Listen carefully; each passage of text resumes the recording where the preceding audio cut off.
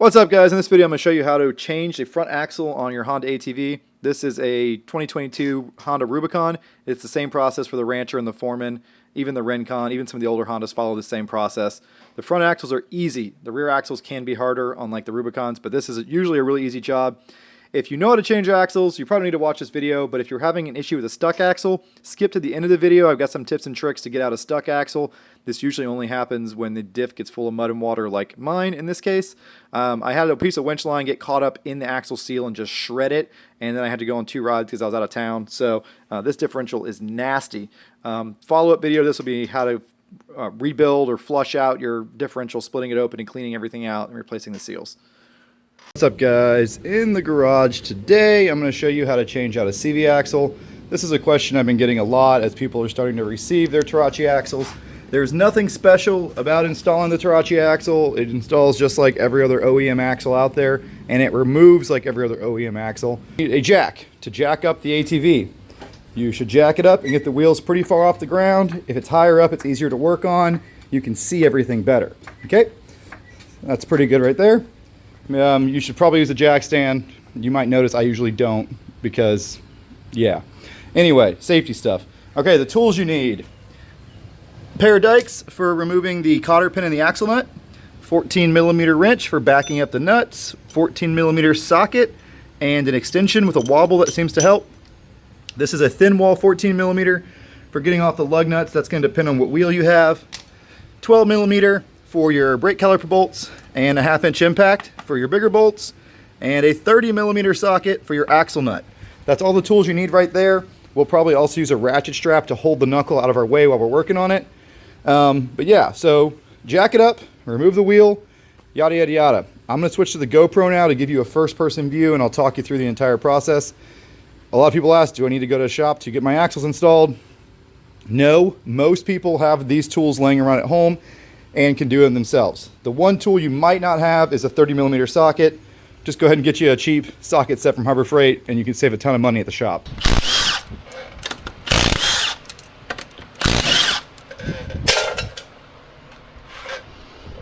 Alright, so we're removing our Terache 30-inch tire, Terache bead lock.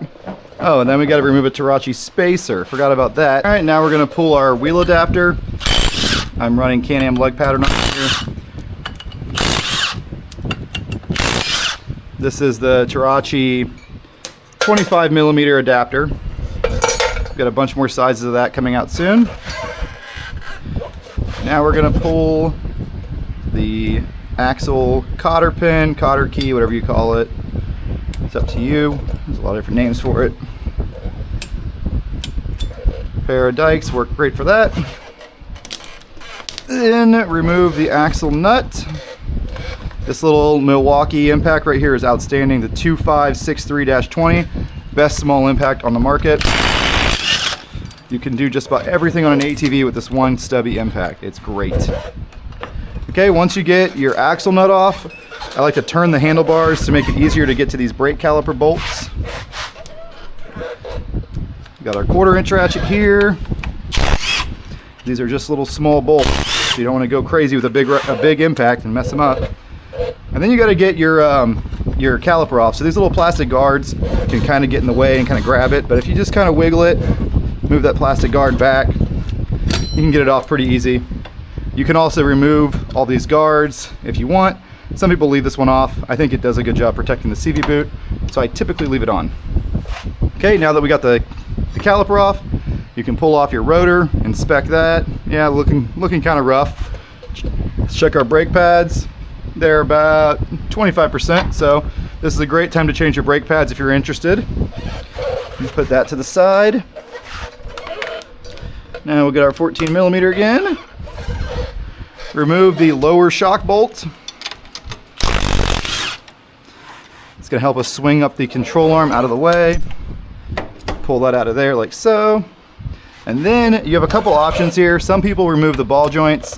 I find it much easier to remove the lower control arm and not mess with the ball joint. So some people don't realize that, but you can do this entire job without touching your lower ball joints on these ATVs, which is great.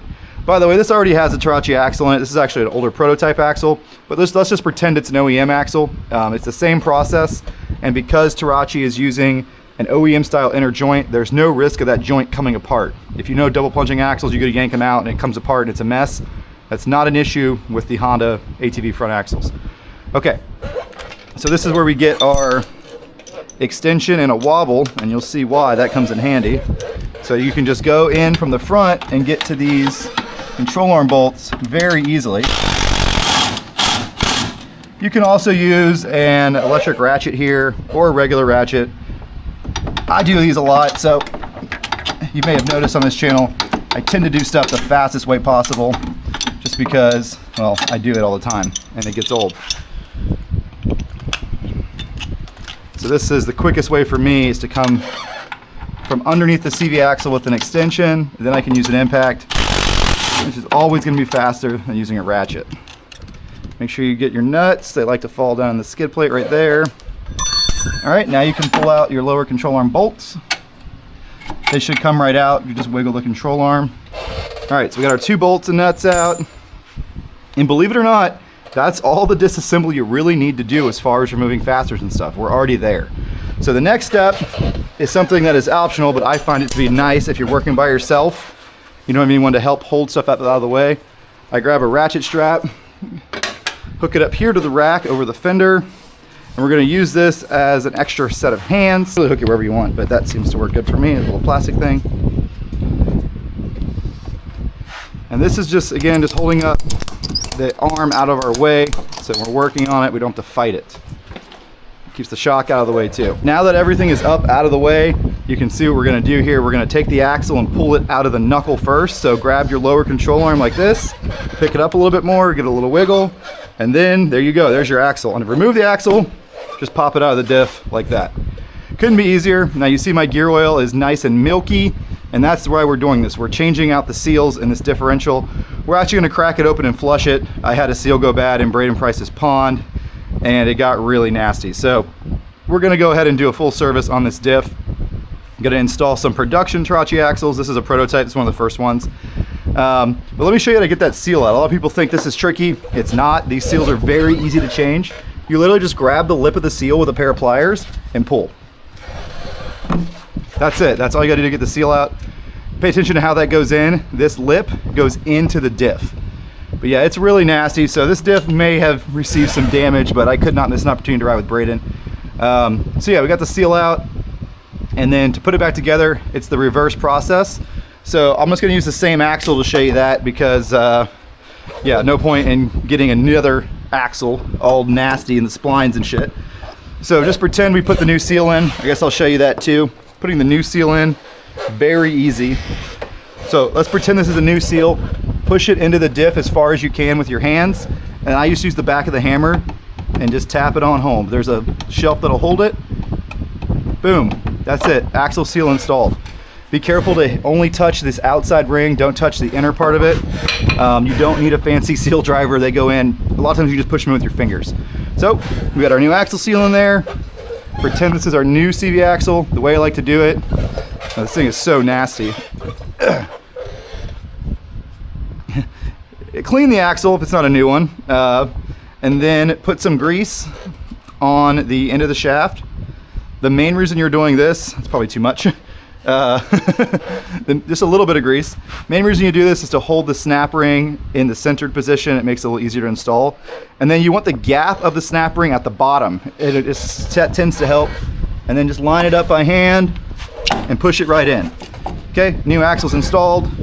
Do the same thing you did over here, pick it up, put it through the knuckle, and now it's just the reverse procedure going through. All right, so we got stabbed into the differential. I'm not gonna really do it because this axle is not getting reused. I'm putting a new one on here, but grease the splines on your new axle. It'll help you get it apart next time and it protects the splines. So let's pretend that that is nice and greasy. Stick it through your bearing. It's really easy on these machines. Release your ratchet strap and do everything in reverse. So these arms, as you come down, you got to line up these control arm bolts, get them in between the frame tabs. The torque spec on the axle nut is 100 foot-pounds. I usually go a little over that with the impact. Keeping that nut tight is important because that's what's loading the bearing. It's a split bearing, so I'd say I usually probably put about 150 foot-pounds on there and it works just fine, but the torque spec is 100 if you're that type of mechanic. I do recommend ordering the Honda differential axle seals to change those while you're doing it. It'll just save you some trouble down the road. And I recommend greasing everything. But other than that, it's pretty straightforward. So I'm gonna zip it together kind of quick just to give you guys a complete video. But I'm actually pulling this differential out, so there's no reason for me to put it back together right now other than to show you this. So undo your ratchet strap, unhook that from there.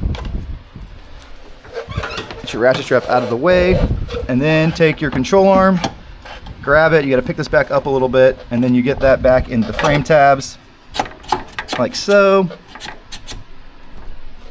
Put in your 2 long 14mm bolts. They go in a little easier if you put them in from the back on this one, and you gotta put this one in from the front. So I just kind of line it up, then jiggle the arm around, push it through. Okay, simple. Then throw on your rotor hub assembly, put your brake back down,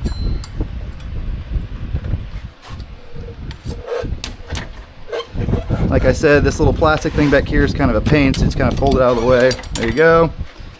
Put your shock in place. Short 14mm bolt goes in the shock, and axle nut goes on. Now we're going to torque everything down. I do the axle nut first typically. This is how tight I do it. And then go until you line it up with the hole. Okay, so you can get your cotter key through. Then we're going to put in our brake caliper bolts, just the 2 12s in the knuckle there.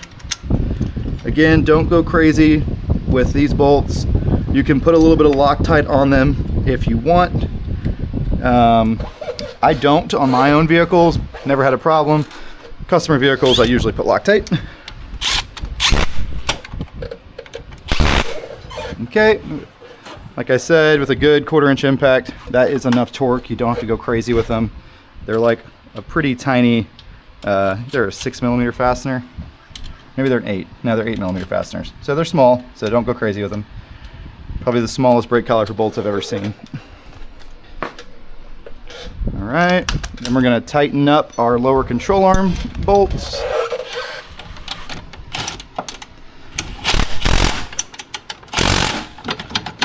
You want those to be pretty snug, otherwise you'll end up wallering out your frame tabs. But again, any good 1/2 inch impact, hit it a couple unga-dungas and that's gonna be good enough.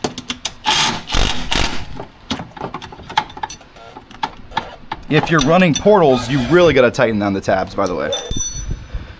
Okay, now we gotta do our shock bolt.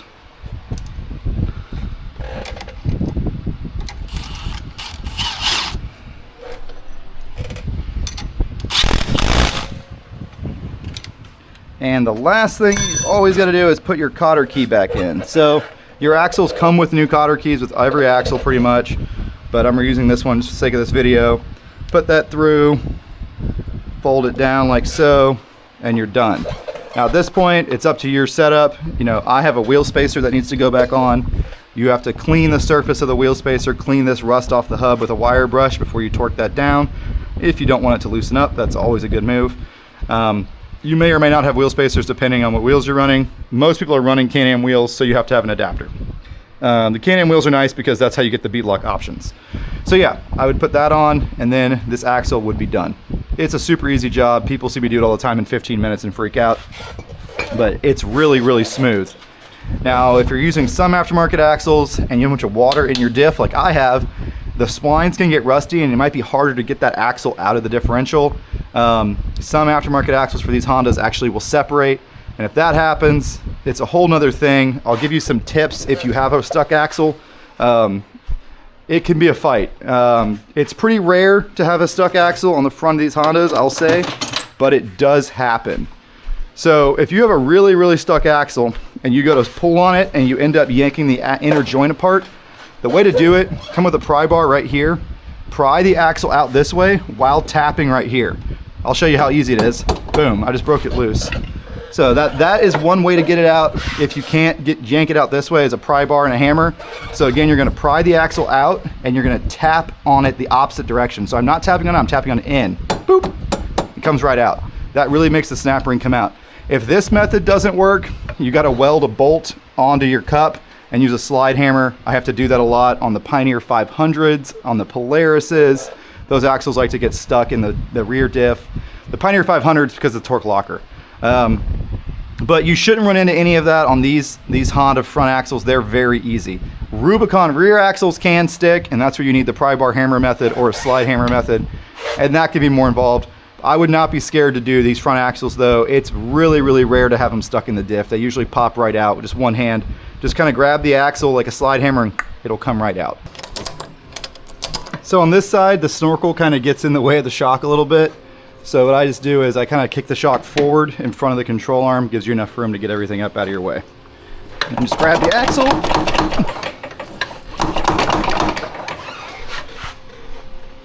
So this is a good demonstration. This axle is kind of stuck because this differential is full of water.